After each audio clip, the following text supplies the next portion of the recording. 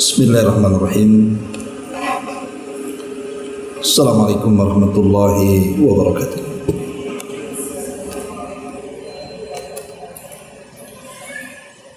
Alhamdulillah wassalatu wassalamu ala Rasulillah wa ala alihi wa sahbihi wa mawalah wa la hawla wa la quwata illa billahi wa ba'd. Alhamdulillah, di Ramadan kedua kita masih bisa duduk bertalabul ilmi, melanjutkan kajian kita, membahas kitab Umdatul Ahkam, dan kita sudah masuk pada hadis ke-51, hadis dari Ummul Mukminin Aisyah radhiyallahu anha. Baik, kita baca dulu hadisnya. An Aisyah radhiyallahu anha qalat,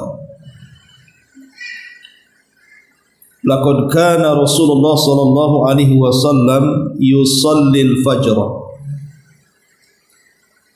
fayashhadu ma'ahu nisa'un minal mu'minati mutalaffi'atin bimurutihin thumma yarji'na ila buyutihinna ma ya'rifuhunna ahadun minal ghalas. Dari Ummul Mukminin Aisyah radhiyallahu anha, beliau berkata, Nabi SAW mengerjakan salat subuh. Beberapa wanita mukminah yang menutupi kepala dan badannya dengan kain hadir bersama beliau alaihi salatu wassalam. Mereka lantas kembali ke rumah-rumah mereka dan tak seorang pun yang mengenali mereka karena keadaan masih gelap. Hadis ini dikeluarkan oleh Imam Bukhari dalam bab salat tanpa ada lafaz minal ghalas. Maksudnya tanpa ada lafaz dari keadaan masih gelap.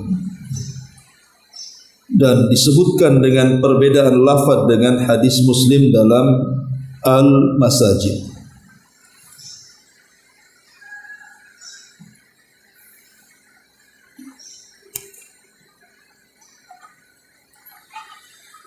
Ma'asyiral muslimat yang dimuliakan Allah Azza wa Jalla, hadis ini menjelaskan kepada kita tentang waktu dari salat subuh. Karena kita masuk dalam bab kitab yang bicara soal waktu-waktu salat. Dan inilah satu-satunya hadis dan yang semakna dengan hadis ini yang menjelaskan bahwa wanita-wanita di zaman Nabi SAW mereka hanya hadir solat berjamaah itu di solat subuh saja. Maksud saya, hampir semua riwayat yang menjelaskan wanita solat berjamaah ke masjid itu hanya diceritakan tentang kondisi subuh saja. Dan kita tidak akan mendapatkan satu riwayat pun wanita-wanita yang solat berjamaah bersama Rasul di luar daripada solat subuh.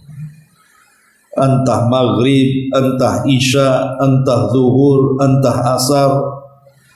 Tetapi jangan dipahami bahwa selain daripada solat subuh wanita tak boleh ke masjid. Maksudnya yang sampai kepada kita riwayatnya bahwa sahabiah di zaman Rasul itu mereka keluar solat berjamaah bersama Rasul itu di solat subuh saja. Tapi kalau wanita ingin solat selain subuh di masjid, ya tidak ada masalah selama mengikuti syarat-syarat yang ditentukan. Dan dari sini juga ada faedah tentang keutamaan salat subuh. Karena sahabiah di zaman Nabi SAW mereka datang menemui Nabi SAW untuk salat subuh berjamaah di Masjid Nabawi. Ada apa dengan salat subuh ini? Banyak keutamaan yang disebutkan oleh Nabi SAW. Kenapa salat subuh ini menjadi salat primadona? Sampai bukan hanya laki-laki, tapi kalangan wanita di zaman Rasul pun ikut memakmurkannya salat berjamaah di masjid. Pertama, karena orang yang salat subuh itu akan mendapatkan perlindungan Allah Subhanahu wa taala. Dan itu disebutkan dalam hadis Abdullah Jundub ibn Abdullah radhiyallahu an, Rasulullah mengatakan, man shalla subha fahuwa fi dhimmatillah. Siapa yang salat subuh maka dia berada dalam lindungan Allah Subhanahu wa taala selama satu hari itu. Dijaga oleh Allah Subhanahu wa taala. Dijaga dari apa? Ya dijaga dari segalanya. Dijaga dari penyakit, dijaga dari musuh-musuhnya.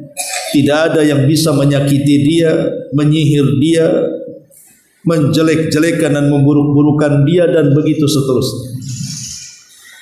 Yang kedua, annaha najatun lil abdi minan nar. Bahwa salat subuh adalah salat yang bisa menyelamatkan kita dari api neraka.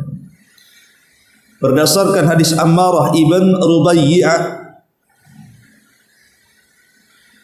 Nabi mengatakan, lan yalijin nar ahadun shalla qabla tulu'i syamsi wa qabla ghurubiha. Tidak akan tersentuh api neraka seorang pun yang salat sebelum terbit matahari alias subuh ataupun sebelum terbenamnya alias asar. Kemudian yang ketiga, bahwa salat subuh itu sebab yang memudahkan pelakunya dimasukkan ke dalam surga. Dan itu berdasarkan hadis Abi Musa al-Ash'ari radhiyallahu an, Nabi mengatakan, man shallal baradaini dakhalal jannah. Siapa yang menjaga salat baradaini, maksudnya asar dan subuh, dakhalal jannah, maka dijamin masuk surga. Kemudian yang keempat, syahadatul malaikati li hadhihi salat, persaksian para malaikat. Jadi orang-orang yang salat subuh itu disaksikan oleh para malaikat, sebagaimana disyaratkan dalam surah Al-Isra 78. Inna Qur'anal fajri kana mashhuda. Sesungguhnya bacaan Quran di salat fajar itu disaksikan para malaikat. Makanya sangat dianjurkan untuk dipanjangkan. Satu-satunya salat yang disunnahkan dipanjangkan itu salat subuh, karena memang bacaannya disaksikan oleh para malaikat. Kemudian yang nomor 5, nurut tam yaumal qiyamah, akan diberikan cahaya sempurna kelak pada hari kiamat. Dan itu berdasarkan hadis Sahal ibn Sa'd ibn Sa'idi radhiyallahu an, Rasul mengatakan, basyiril masya'ina fi dhulami ilal masajid bin nuri tam yaumal qiyamah. Berikan kabar gembira kepada orang-orang yang berjalan di kegelapan menuju masjid-masjid dengan cahaya yang sempurna kelak pada hari kiamat. Maksudnya salat isya dan salat subuh. Kemudian yang keenam, bahwa orang-orang yang mereka salat isya berjamaah, dan juga salat subuh berjamaah, seolah-olah dia telah menghabiskan satu malam suntuk untuk qiyamul lail. Kata Nabi SAW dalam hadis Utsman bin Affan radhiyallahu an, man shallal isya fi jama'atin fa ka'annama qama nisfal laili Wa man shalla subha fi jama'atin faka'annama shallal laila kullah.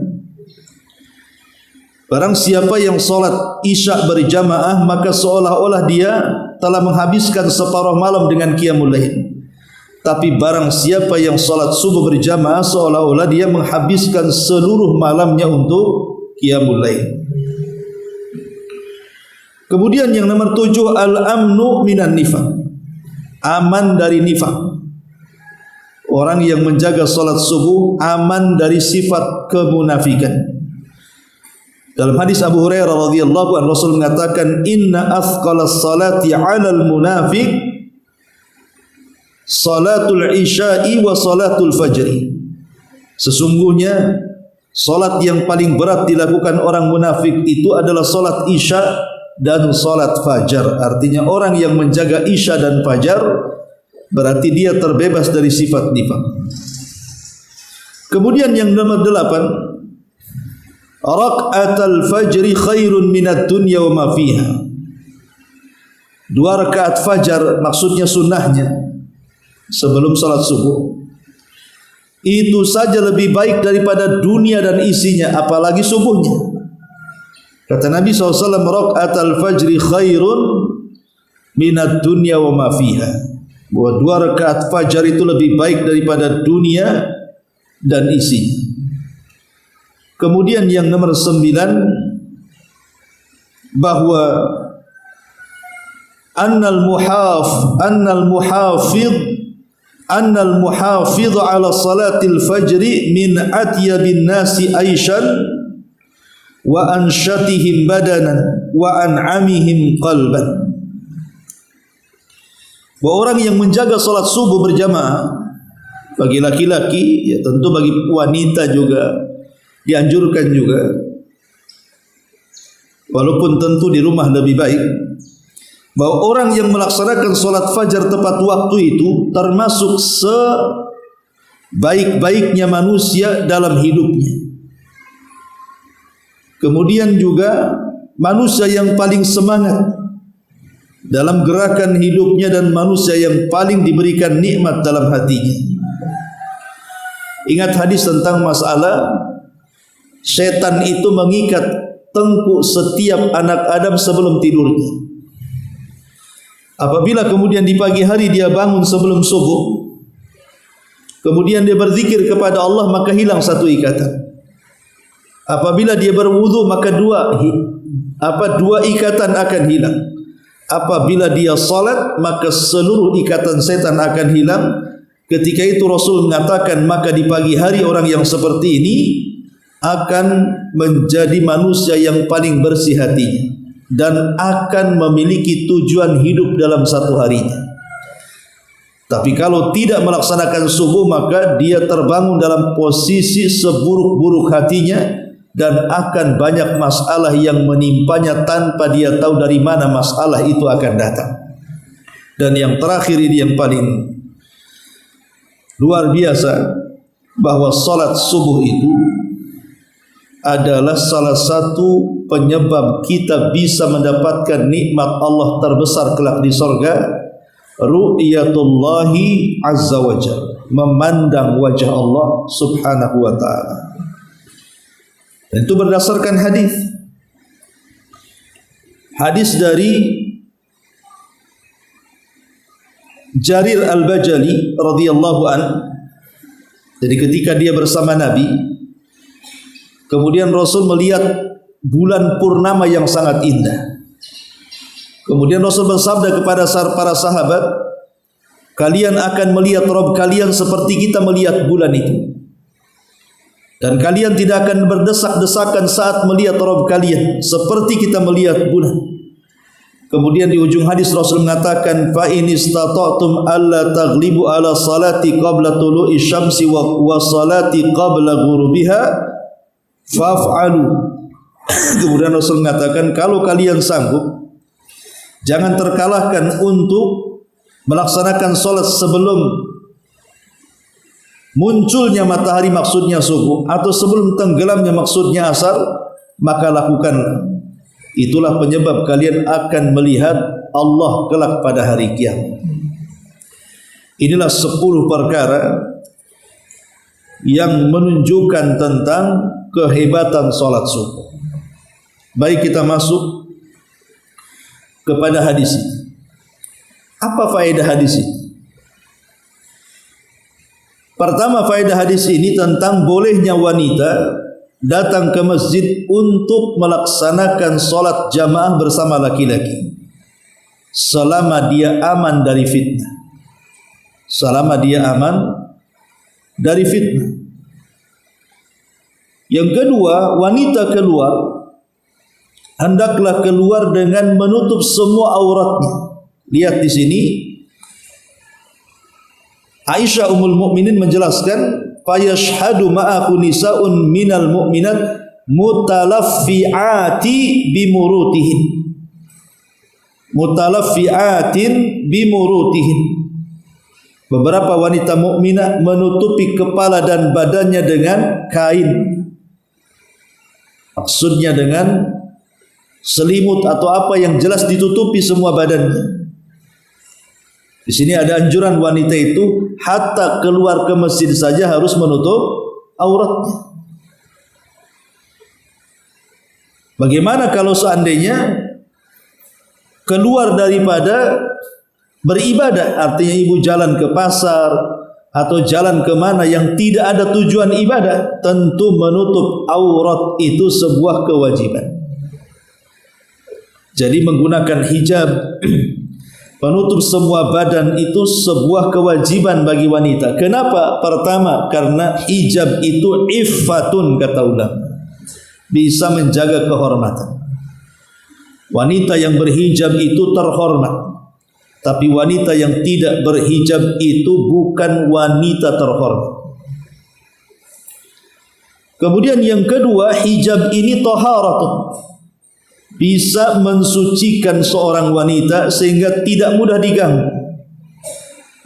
Makanya Allah mengatakan, ya ayyuhan nabi qul li azwajika wa banatika wa nisa'il mu'minin yudnina 'alaihinna min jalabibihin dzalika adna an yu'rafna fala yu'dzaina. Wahai Nabi, katakan kepada istrimu, anak wanitamu dan seluruh wanita-wanita Islam supaya mereka melembrehkan jilbab-jilbab mereka, artinya menutup semua auratnya. Karena yang demikian itu mudah dikenali bahwa ibu yang menutup aurat itu seorang muslimah. Dengan melihat baju saja orang sudah tahu dia muslimah. Tapi kalau seandainya dandanannya tidak menutup aurat, bisa saja dia bukan seorang muslimah, karena itu bukan tradisi pakaian seorang muslim. Tapi dengan pakaian muslim, tanpa bertanya agama pun kita sudah tahu dia seorang muslimah. Kok kamu tahu? Ya dari seragamnya itu. Dan yang lebih daripada itu, fala yu'dzaina, maka dia tidak akan diganggu. Orang yang mengganggu wanita yang menggunakan pakaian syar itu mikir itu. Walaupun ada satu dua mungkin yang diganggu, tetapi wanita yang melihat aurat atau memperlihatkan auratnya itu dipastikan banyak gangguannya.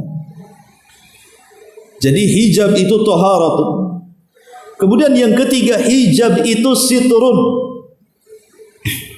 Sitrun itu artinya penghalang antara wanita dan dosa. Jadi hijab itulah yang menghalangi seorang wanita untuk melakukan dosa. Karena biasanya wanita yang menggunakan pakaian syar'i berfikir 2-3 kali untuk melakukan dosa. Ya bisa saja terjerumus kepada dosa, tetapi kan minim dibandingkan wanita-wanita yang tidak menutup auratnya. Karena wanita yang menggunakan pakaian syar'i itu ada benteng antara dia dengan maksiat itu. Kemudian juga yang keempat, bahwa hijab itu imanun, itu bukti daripada keimanan. Karena Allah Subhanahu wa taala ketika memerintahkan wanita-wanita untuk berhijab itu dimulai dengan kata-kata iman.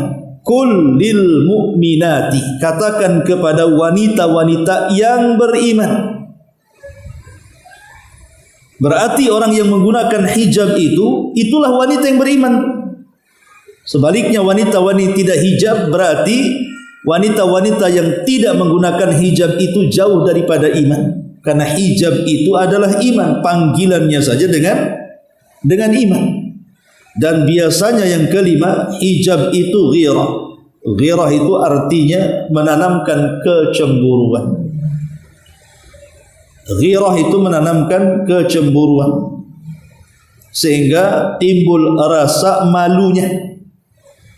Dan sifat malu itu adalah sifat yang sangat terpuji dalam Islam, karena tidak mendatangkan kecuali kebaikan. Tapi sebaliknya, orang yang tabarruj menampakkan auratnya, maka itu pertama dalam bentuk maksiat kepada Allah dan Rasul. Jadi orang yang menampakkan auratnya, mau tidak mau dia sedang bermaksiat kepada Allah dan Rasulnya. Karena hakikatnya orang yang tabarruz menampakkan auratnya itu tidak taat dengan perintah Allah dan tidak taat dengan perintah Nabi. Kata Rasul, setiap umatku pasti masuk surga kecuali yang enggan. Sahabat mengatakan, siapa yang enggan? Maka Rasul mengatakan, siapa yang mentaatiku dia masuk surga, siapa yang bermaksiat kepadaku itulah yang enggan. Maksudnya enggan masuk surga karena dia telah bermaksiat kepada Allah dan Rasul. Kemudian yang kedua juga ancamannya adalah akan mendapatkan laknat dan diusir daripada rahmat. Kata Nabi SAW, sayakunu fi akhiri ummati nisa'un kasiyatun 'ariyatun ru'usuhunna ka aslimatil buhtil ma'ilah. Il'anuhunna fa innahunna mal'unah. Akan datang di akhir zaman dari umatku wanita-wanita yang berpakaian tapi telanjang, di kepala-kepala mereka seperti punuk-punuk unta yang bergoyang. Maka laknatlah mereka karena mereka wanita-wanita terlaknat. Naudzubillah. Kemudian yang ketiga bahayanya orang yang membuka aurat itu adalah zulmatun yaumal qiyamah, akan menjadikan bagi dia kelak kegelapan pada hari kiamat, tidak akan mendapatkan cahaya. Dan tabarruj juga bagian daripada nifaq. Jadi wanita-wanita munafik adalah wanita-wanita yang mereka menampakkan aurat. Termasuk juga wanita-wanita yang membuka aurat itu hakikatnya dia telah merobek kehormatan sendiri dan telah memburuk-burukan diri sendiri. Dengan membuka aurat itu kan dia sedang merendahkan diri. Naudzubillah.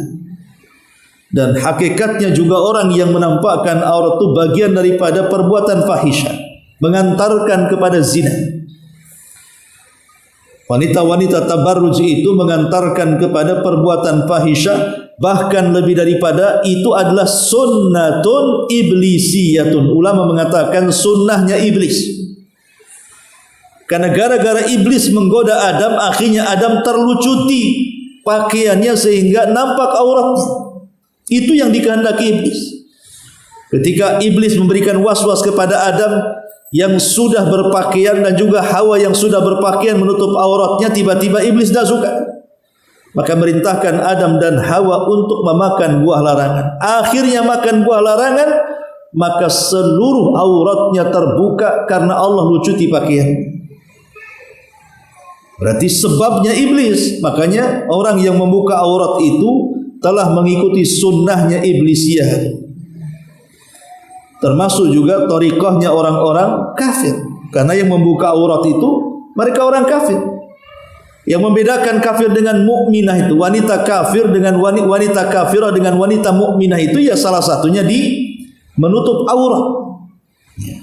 Berarti kalau seandainya tidak menutup aurat, apa bedanya ibu dengan Yahudi? Apa bedanya dengan Nasrani? Tidak ada bedanya. Ya. Apalagi tabarruj itu lebih daripada itu sunnahnya jahiliyah. Itu yang disyaratkan dalam Al-Quran. Wala tabarrujna tabarrujal jahiliyatil ula. Jangan tabarruj membuka aurat seperti tabarrujnya orang-orang jahiliyah yang pertama. Dan hakikatnya orang yang membuka aurat itu sedang melakukan dosa jariyah. Ini yang bahaya. Dosa yang mengalir. Kalau seandainya dia menampakkan aurat, ada 100 laki-laki yang terfitnah, maka dia akan menanggung dosa 100 orang itu. Karena dia yang memulai fitnahnya. Dan ini yang bahaya, dosa jariah ini, dosa mengalir terus masalahnya. Apalagi zaman sekarang kan, na'udzubillah, kita berlindung kepada Allah, mudah-mudahan tidak terkena kita dan keluarga kita. Terkadang kita lihat gara-gara konten kreator di YouTube, di TikTok atau di Facebook atau yang lainnya, banyak wanita-wanita mereka rela membuka auratnya hanya mencari uang yang tidak seberapa, coba. Sementara terkadang hasilnya itu tidak bisa dihapus karena sudah di copy paste orang yang mungkin kalau dia sudah bertobat, mungkin bagi dia akun dia bisa dihapus lah, orang-orang yang sudah mengambil copy paste itu. Apalagi kalau seandainya di copy paste lagi oleh orang lain, entah berapa orang yang menonton. Na'udzubillah, inilah dosa jariahnya. Kita tidak paham kenapa orang tidak punya malu di zaman sekarang, ya. Kok sampai seperti itu, ya. Nah, ini juga diantara faedah hadis ini juga tentang kewajiban wanita untuk menutup aurat mereka. Kemudian pembahasan yang terakhir di sini, tsumma yarji'na ila buyutihin ma ya'rifuhunna ahadun minal ghalas. Lantas mereka kembali ke rumah-rumah mereka dan tidak ada seorang pun dari mereka mengenali karena keadaan masih gelap. Ma'asyiral muslimat yang dimuliakan Allah Azza wa Jalla, ingat 20 tahun yang silam kalau tidak salah, bahkan lebih, ya. Pernah dalam zaman dulu ada penelitian tentang kapan waktu subuh itu. Bahkan sampai ada yang mengatakan bahwa waktu subuh di Indonesia ini lebih cepat 20 menit atau 25 menit dibandingkan masuk waktunya. Sehingga terjadi polemik besar. Bukan hanya di negeri kita saja, sampai di Saudi. Dan itu ketika Syekh bin Baz rahimahullahu ta'ala menjadi pemimpin Lajnah Daimah ketika itu. Terjadi polemik di antara ada sebagian orang yang menganggap bahwa sholat subuh yang ada di Saudi atau di negeri kita ini belakangan juga sempat terjadi polemik terlampau kecepatan. Artinya harusnya menunggu terang dulu, sehingga ketika ada penelitian antara azan subuh yang dilakukan itu belum masuk waktunya, maka terjadilah polemik di mana-mana. Masalahnya gini, Bu, kita tahu bahwa menentukan waktu-waktu salat yang paling rumit memang di subuh. Kalau waktu zuhur, asar, maghrib itu paling mudah. Apalagi maghrib, semata-mata terbenam matahari itu sudah menandakan waktu maghrib kan gitu. Tapi untuk subuh ini memang agak samar, sehingga akhirnya terjadi khilaf di antara para ulama, antara mayoritas para ulama dengan minoritas para ulama. Ada yang mengatakan bahwa waktu fajar itu syaratnya harus terang semuanya, baru dikatakan masuk waktu subuh. Ada yang mengatakan, jumhur mengatakan bahwa waktu fajar itu yang penting ketika fajar menyingsing, walaupun tidak harus terang semuanya, maka itu sudah masuk waktu fajar. Di sinilah letak polemiknya. Bagi jumhur ulama yang mengatakan bahwa permulaan fajar walaupun belum terang itu sudah dianggap masuk waktu subuh dan sudah boleh azan, ya. Dan orang-orang yang mutaakhirin yang meneliti bahwa belum bisa, karena waktu fajar itu terangnya harus kemana-mana, maka akhirnya kemudian setelah diteliti bedanya 20 menit kurang lebih. Akhirnya kemudian Syekh bin Baz pun membuat penelitian, ya, dibuat tim itu khusus waktu itu. Rupanya tidak ada yang keliru. Tidak ada yang keliru, artinya pas waktunya. Cuman perbedaannya apakah di waktu munculnya fajar shadiq ataukah setelah menyebarnya fajar shadiq, itu saja sebenarnya. Bagi yang mengatakan bahwa munculnya waktu subuh itu ya yang penting muncul fajar shadiq sudah boleh azan, ya memang masih gelap kan gitu. Tapi bagi yang mengatakan bahwa fajar shadiq itu harus menyeluruh ke atap-atap, ke gang-gang dan begitu seterusnya, berarti belum masuk waktu kalau begitu. Makanya sekitar 20 menit kurang lebih baru masuk waktu subuh. Tapi masalahnya begini, ya. Ma'asyiral muslimat yang dimuliakan Allah Subhanahu wa taala. Kita tahu bahwa zaman dulu ke zaman sekarang ini kan perkembangan beda zamannya. Kalau zaman dulu ya mungkinlah melihat waktu sholat yang melihat matahari, melihat bulan. Zaman baheula ya, zaman Nabi. Ya. Tapi kemudian era kan berubah. Mulailah kemudian berganti dari melihat ke atas jadi melihat ke bawah dengan cara apa? Dibuatnya bancret. Bancret itu semacam ya mungkin tugu gitu ya, atau enggak besar ya, dan semacam alat yang ditegakkan. Nanti di situ kan nampak bayangan. Ya, mulailah kemudian sebagian orang tua kita melihat waktu sholat dengan menggunakan bancret tadi. Jadi ditaruhnya semacam kayu, semacam besi, nanti lihat bayangan. Oh, kalau duhur bayangannya sama dengan barangnya, kalau asar bayangannya 2 kali lipat dari bayangannya, dan begitu. Kalau sudah waktu maghrib tenggelamnya dan begitu seterusnya. Tapi kemudian dengan perkembangan zaman ditemukan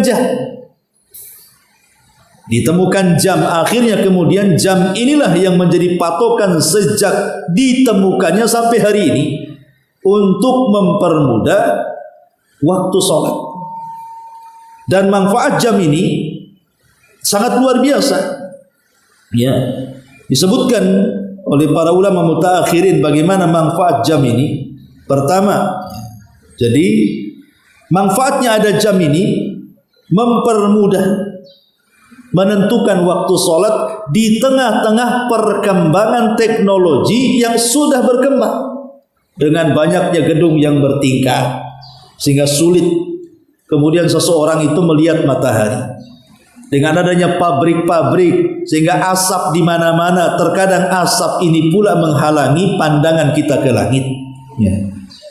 Terkadang dengan lampu-lampu di jalan-jalan yang akhirnya lampu-lampu ini menerangkan yang gelap sehingga tidak bisa kita mengatakan ini waktu golas atau enggak golas karena gimana terang di mana-mana. Ya. Lah dengan majunya teknologi ini maka ditemukanlah jam.